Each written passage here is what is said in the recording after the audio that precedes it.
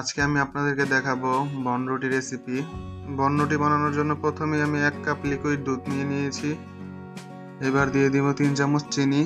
আর এই চিনিটাকে আমি ব্লেন্ডারে পাউডার করে নিয়েছি, যার ফলে চিনিটা দুধের সাথে ভালোভাবে তাড়াতাড়ি মিক্স হয়ে যাবে। দিয়ে দিব স্বাদ মতো লবণ।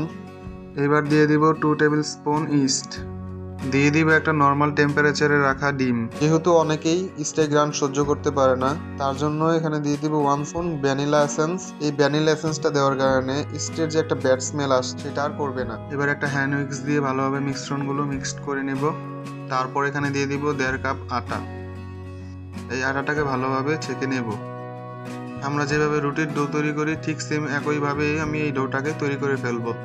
ডো তৈরির মাঝখানে আমি দিয়ে দিব 1/2 কাপ সয়াবিন তেল, যার ফলে আটাটা একটু নরম হবে।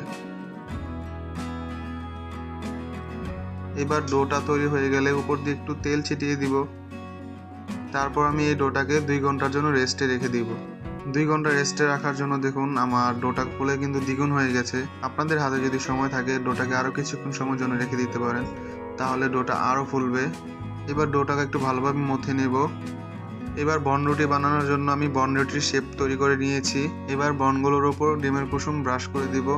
এবার একটা চুলায় হালকা আছে 45 মিনিটের জন্য বনরুটিগুলো হওয়ার জন্য দিয়ে দিব।